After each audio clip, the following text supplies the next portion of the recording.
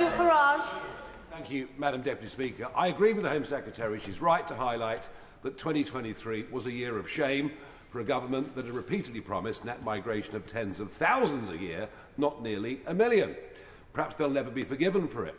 But if I also look at 2023, I see that asylum claims were 84,000 people. Everyone talks about the small boats, and yet 69% of that 84,000 did not come across the English Channel in boats. Can she tell me, please, where did they come from? Were they overstayers?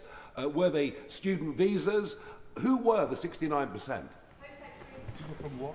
Well, we are clear that net migration needs to come down after the huge increase. We also need to restore order to the asylum system.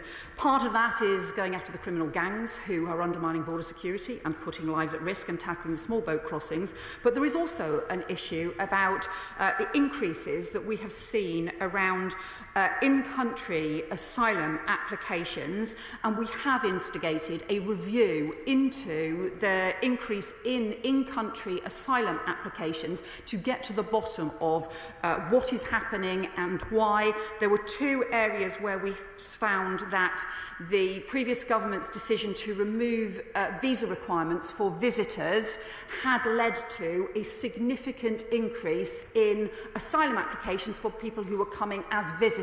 Instead, we have reversed those changes that were made by the previous Conservative government and reintroduced visitor visa requirements for those countries.